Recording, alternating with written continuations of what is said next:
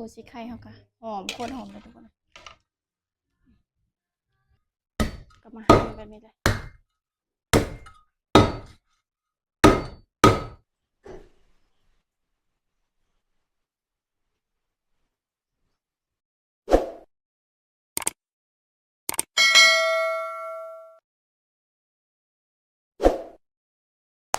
กราบทักทายสบายดี FC ทุกคนเด้อแล้วก็สวัสดี FC ฟังไทยมาทุกคน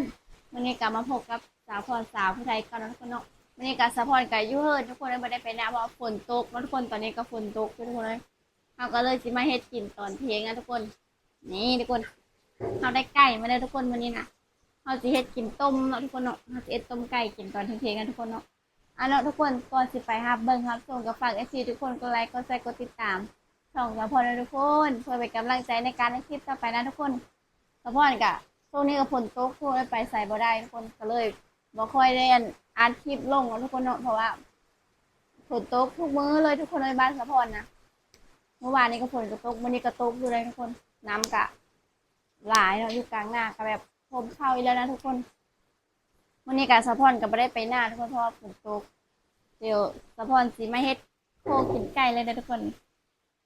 อันนี้ก็คือไก่เนาะทุกคนเอามาแต่หน้าทุกคนวันนี้ก็สาวพรก็สิได้ไปเบิ่งเนาะเขาต้มน้ำไว้แล้วทุกคนแต่ว่าพ่นระบบยังเนาะทุกคนเนาะเพราะว่าเขาดังไฟนั่นเองเนาะทุกคนแล้วก็เขามันมาอันค้างใส่ไฟหม้ออันนี้เนี่ยเนาะทุกคนเพราะว่าให้มันสุกไวเพราะว่าเขาสิได้โลแล้วก็เฮ็ดกินไวเนาะทุกคนอันนั้นเขาก็จงไว้บัดอันเขาอันลูกคนยังแล้วเขาก็ไปจี้อยู่ต่อไฟเนาะทุกคนเนาะไก่เขาก็ตัวใหญ่เต็มเขาก็สิแปนโลไก่กันทุกคนเพราะว่าสะพอนจัดการแล้วเนาะทุกคนตอนนี้เขาก็ต้มน้ำอยู่แล้วทุกคนเนาะทุกคนก่อนสิไปฮับเบิ้งครับสมุกับไฟซีทุกคนกดไลค์กดแชร์กดติดตามส่องสะพอนด้วยทุกคนเพื่อเป็นกำลังใจในการได้คลิปนะทุกคนนี่ไก่นี่ก็ไก่ลาดไก่เฮาเลี้ยงเองนะทุกคนอยู่นานเนาะเดี๋ยวเฮาสิมาโลเลยนะทุกคนเพราะว่าน้ำมันกระฟดแล้วเนาะทุกคนโลแบบนี้เลยโลเพราะว่าเฮาสิโลน้ำร้อนนะทุกคนเพราะว่าเฮาไปลกขนมันเลยนี่ทุกคนอันนี้ก็คือสะพอนโลน้ำเนาะทุกคนเนาะโลน้ำร้อนที่เฮาอันเฮาต้มไว้นะทุกคนเอากระสิมาลกขนมันนะทุกคน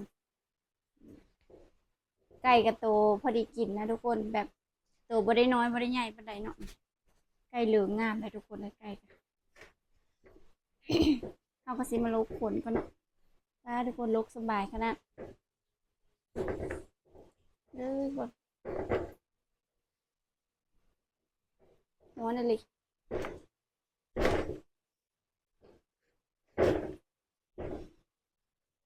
สะพอนสีต้มแซ่บๆทุกคนเลยเพราะว่าเอาต้มใส่ใบมะขามอ่อนนะทุกคนเนาะ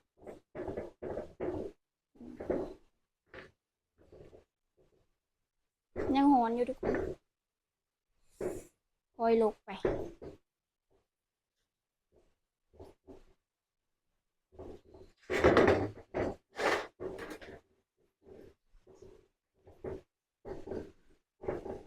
มันเดินตอนนี้ก็ฝนตกอยู่นะทุกคนฝนตกลิ่นแล้วหอนยามเดือน9เดือน10แล้วทุกคนฝนก็ตกลิ่นตกทุกมื้อเลยลกไปมันก็จะงามนะทุกคนใกล้กับว่ายักตุยวันไหนเด้อทุกคนเพราะว่าอันคือบ่พอมันนะทุกคนเนาะคือห้ามคือข้าวบ่พอมันเด้อทุกคนมันหลายโตแต่ก็แซ่บอยู่เด้อทุกคนลกคนก็ง่ายๆนะทุกคนเนาะ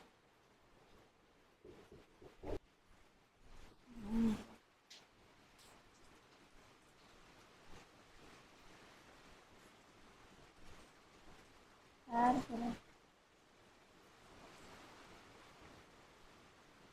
สะพอนอัศวะบ่ดังนะทุกคนเพราะว่าเสียงฝนดังกว่าฝนตอนนี้ก็ตกอยู่ตอนนี้ก็เทงแล้วเนาะทุกคนอาหารเทงเขามื้อนี้ก็ได้ไก่เลยทุกคนกินง่าย หากินบ่ได้ทุกคนฝนตกทุกมื้อเอาไก่มาต้มกิน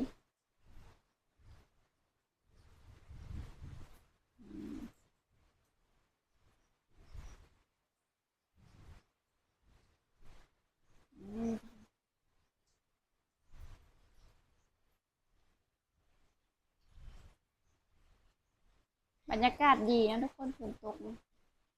เหมาะกับการนอนเว้นคัก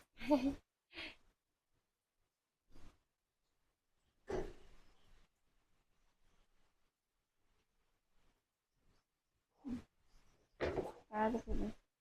ฝนมันจนโลน้ำฮ้อนอันนั้นโพดโดนโพดหนังมันจนออกน้ำ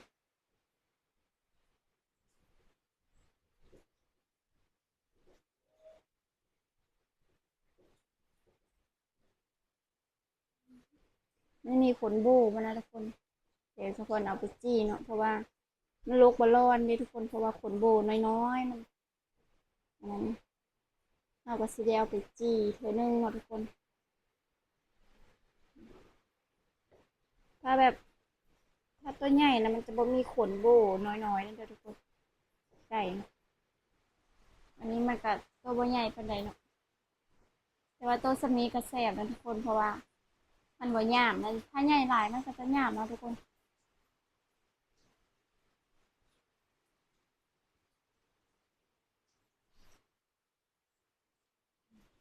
ขนน้อยๆแบบนี้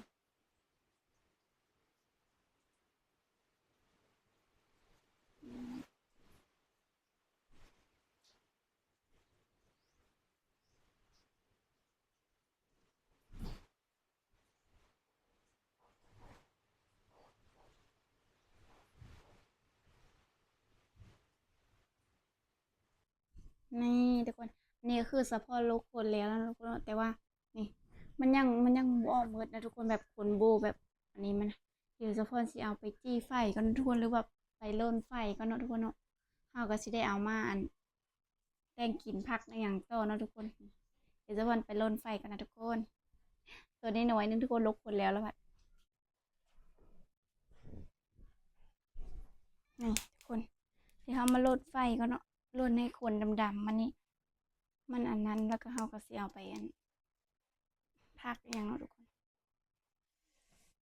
โลดแบบให้มันหอมนะทุกคนเพราะว่าจี้ไฟก่อนเนาะอืมจี้นี่ทุกคนเฮาโลดขนแล้วก็แบบแห้งๆแบบนี้เลยนะทุกคนหอมๆเลยเดี๋ยวเฮาเอาไปอันล้างน้ำมายังโคกันนะทุกคน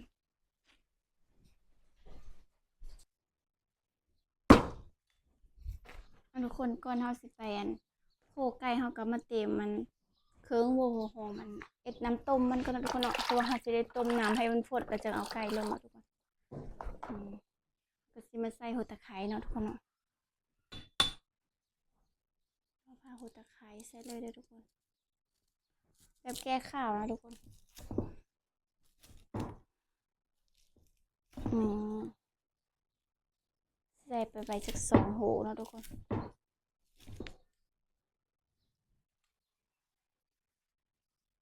2 โห3 โหไปเลยอืมใส่หม้อต้มน้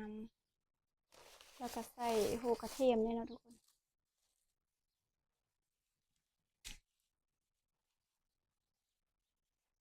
ใส่โหกระเทียมเอาค่ะใส่ไปจัก2-3 นิ้วนะทุกคน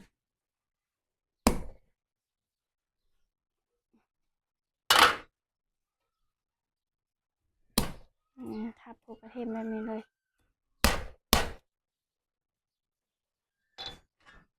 นี่สิ่งที่ขาดไม่ได้ก็คือใบมะขามมันอ่อนเลยทุกคนเดี๋ยวเอาไปค้างใส่หม้อกันนะทุกคนเดี๋ยวมาโคไก่ต่อนะทุกคน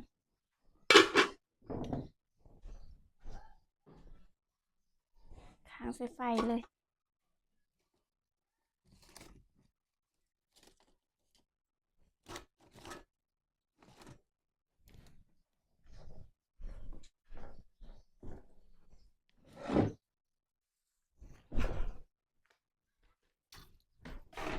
ทุกคนเอามาเต็มอันนั้นเลยเด้อทุกคน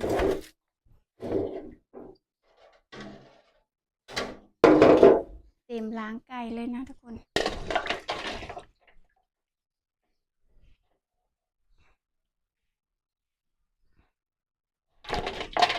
ไก่กับมันเยิ้มๆเลยนะทุกคน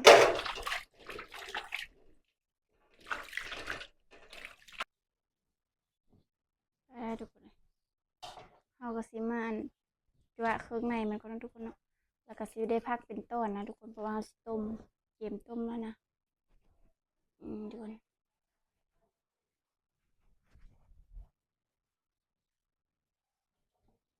ทุกคนไก่แบบพอดีนั่นเลยทุกคนสีเอาแบบนี้เลย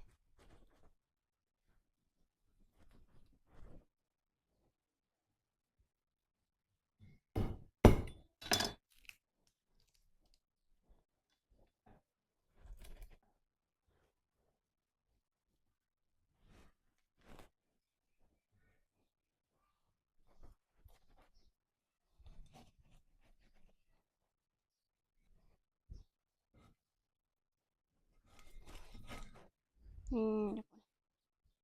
มันก็แบบน้อยๆนี่เนาะทุกคนสีนั่นก็น้อยเดียวนั่นเลยนี่นะทุกคนโลกคนละพันน้อยเดียวนะเขาก็สิมาจั่วทองมานะทุกคน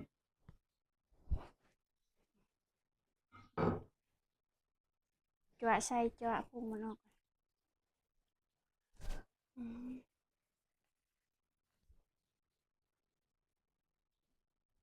ทุกคนเลยนี่ก็คือตับไตไส้พุงข้างในมันเองนะทุกคนเดี๋ยวเราสีมาล้างอีกเทื่อนึงเนาะทุกคนเนี่ย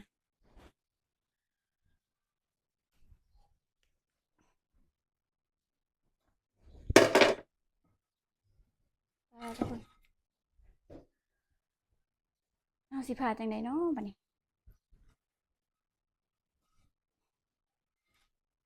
นี่คือช่วงโค้งมันเองเนาะทุกคนแล้วสิพักเลยทุกคนเดี๋ยวเราสิเอาปอดมันเอาก่อนเนาะเพราะว่ามันข้าวนะทุกคนอันนี้เราบ่เอ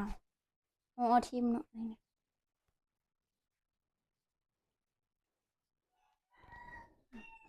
อันนี้ก็คือเราก็สีได้พักนะทุกคน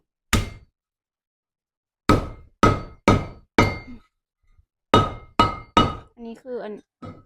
องค์ไก่นะทุกคนอันนี้มันจะเป็นเนื้อซีนเลยนะทุกคนเนี่ยองค์มันถ้าตัวใหญ่มันก็ซีนหลายนะทุกคนเอากระสิหั่นเป็นต้นน้อยๆนะทุกคนเพราะมันจะสุกไวดังนะทุกคนเวลาเราพักมันก็จะดังนะทุกคนทุกคนเนื้อเน้นๆเลยช่วงนี้มันจะซีนมันจะหลายนะทุกคนในช่วงนี้มันจะเป็นกระดูกมัน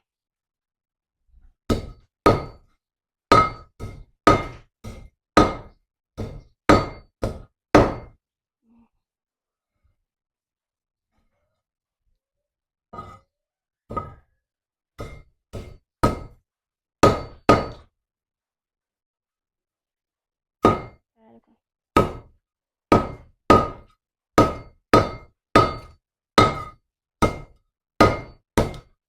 นี่คือกระดูกมันนะทุกคนกระดูกองมันก็มาหั่นแบบนี้เลย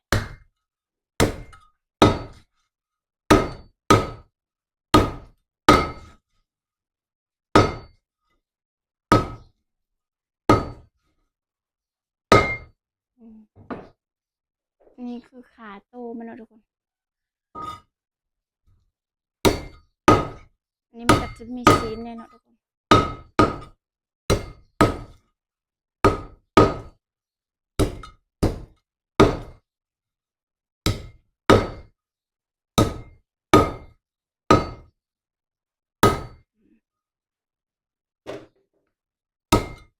นี่ปีมันหั่นแบบนี้เลย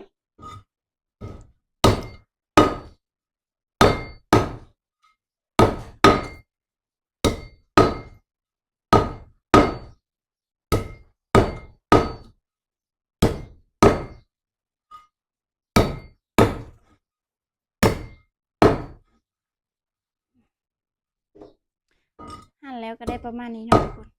บ่ได้หลายเลยเพราะว่าไก่เขาตัวน้อยทุกคนเลยทุกคนมีแต่เครื่องนี้ทุกคนเนื้อเขาก็ได้ประมาณนี้เนาะเดี๋ยวเราสิเอาใส่ถ้วยแล้วไปใส่หม้อต้มเลยเนาะทุกคนเพราะว่าไฟเขาก็ในหม้อเขาก็อันฟดแล้วนะทุกคนได้ประมาณถ้วยนึงนะทุกคนเดี๋ยวเราไปใส่หม้อก่อนเนาะ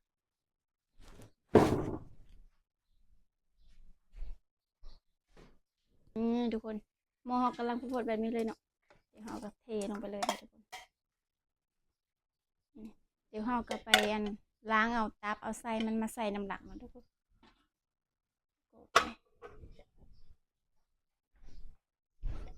นี่ทุกคนอันนี้คือตับไก่นะทุกคนเนาะหรือว่าเตอไก่นะทุกคนนะสปอนซิมานทำความสะอาดเอามันก่อนนะทุกคนเอาสิมาใส่เอาขี้มันออกก่อนนะทุกคนขี้มันจะอยู่ในนี้นะทุกคนแบบว่าอันมันกินข้าวกินห้ามกินอย่างแล้วมันก็ไปอยู่ในตาในตื่อเขาเอิ้นตื่อมันทุกคนนี่นะอันนี้คือตื่อมันเนาะเดี๋ยวห่อสีแหกเอาให้เบิ่งเลยทุกคน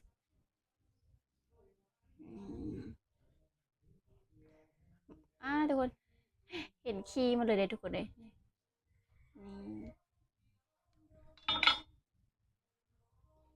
นี่ทุกคนขี้มันอยู่ในนี่นะทุกคนแบบว่าน่าจะโบเมนขี้มันแบบมันกินอาหารแล้วมันไปอยู่ในนะทุกคน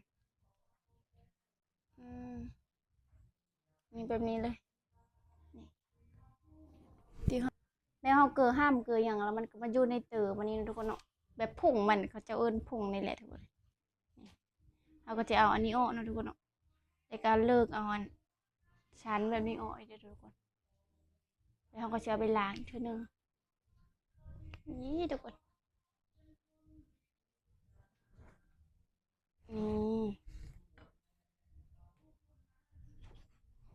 เขาก็จะเอาตัวนี้นะทุกคนที่เขาไปล้างก่อนเนาะก็มาเอาตับมันอันนี้ก็คืออัน ตับไก่แต่ว่ามันมีบีอยู่นี่นะทุกคนที่เขาเสียอ่อนเพราะว่ามันขมนี่ทุกคนบีมันเขียวๆเลยนะอันนี้ก็คือไส้มันเนาะทุกคนแต่ว่าห้ามบริอังทุกคนสะพอนบริจักไส้มันเนาะมันมีคีอยู่ในนี้นะเราก็เอาไปทิมบ่เอาแต่ซ้ำนั้นเนาะทุกคนนี่ทุกคนเขาก็มาล้างน้ำทำความสะอาดมันก็นี่มันก็จะงามแบบนี้เลยอันเขาก็สิมาซอยแบบเขาต้มเลยนะทุกคนทำบอดี้ปิ้งนะทุกคนอันนี้นะเขาก็ซอยเป็นต้นน้อยๆแบบนี้เนาะเพราะว่ามันสุกแล้วเขาก็ตักเอามากินได้เลยนะทุกคนอันนี้มันก็แซ่บนะทุกคนแบบว่า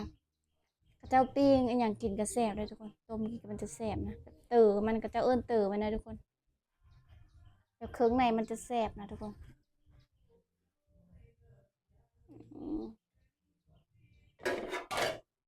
อันนี้ก็คือเราจะไปต้มเนาะตับหรือตีนยังมันเดี๋ยวเราไปใส่หม้อต้มเลยนะทุกคน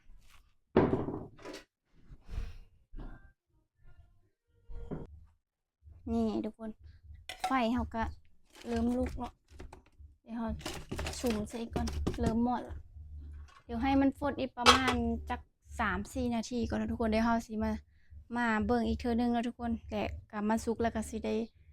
ตำแจ่วตำยังกินข้าวนะทุกคนเพราะว่าหิวข้าวแล้วตอนนี้นะทุกคนต้มไก่ก็ใช้เวลาไปโดนเติมเลยทุกคนเกือบครึ่งชั่วโมงแล้วนะทุกคน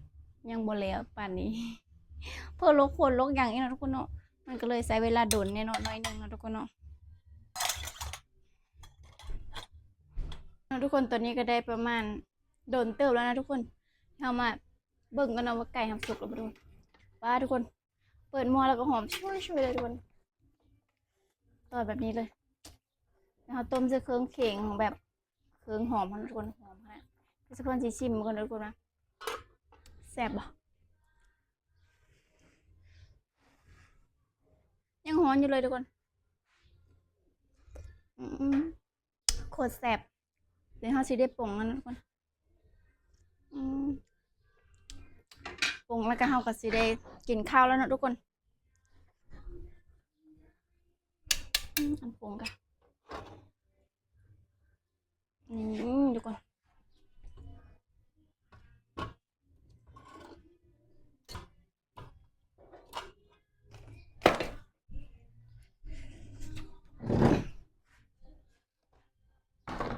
นี่ทุกคนเจียวตามเขาก็ตำแล้วเลยทุกคนเดี๋ยวเขาจะมาตักแกงก่อนนะทุกคนป้าทุกคนหอมซอยเลยเดี๋ยวเขาสิตักก่อนนะทุกคนหอนๆเลยทุกคนป้าหัวสีไข่เขาค่ะหอมโคตรหอมเลยทุกคนตักน้ำมันก็เนาะสดร้อนๆต้มเข้ากันเลยทุกคนกับบรรยากาศฝนตกลิ่นทุกคนร้อนๆแบบนี้เลยนี่ก็ก้างใบมะขามนะทุกคน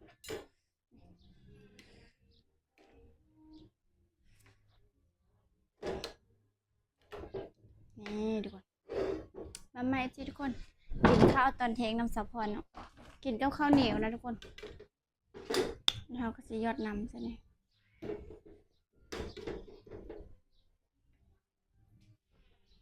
เดี๋ยวสดน้ำก่อนนะทุกคน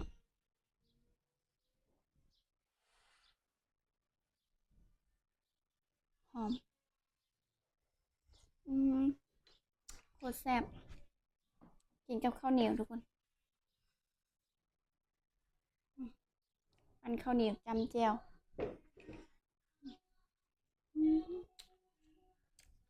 แซ่บทุกคนอันนี้คือตอนไก่เนาะ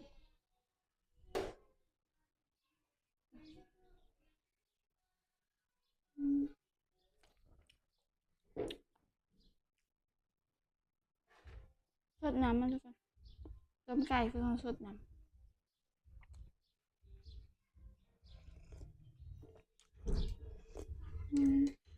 รสชาติเอาแบบส้มๆนะทุกคนน้ำมัน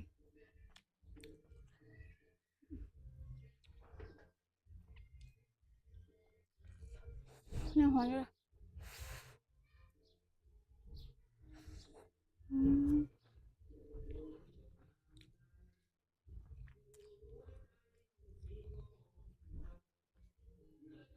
แซ่บทุกคน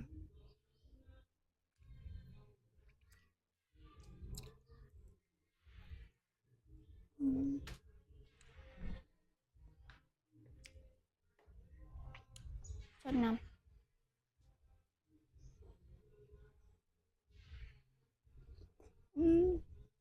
หอม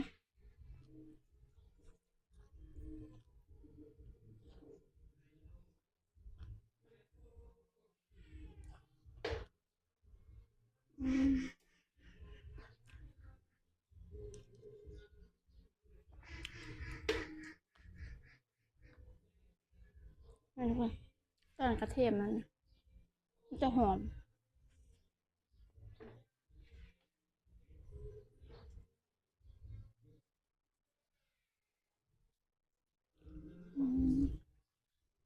แซ่บ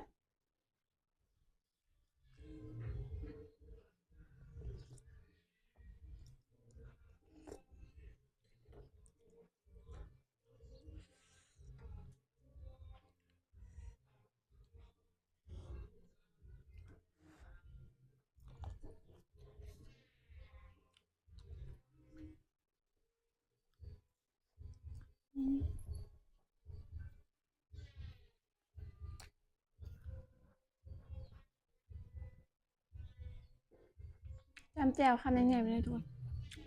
พอแล้ว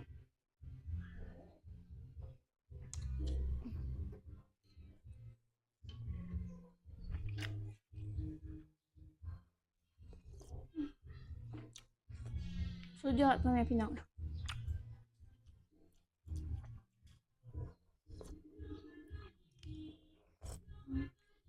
นี่ทุกคนยังเป็นตอนเลย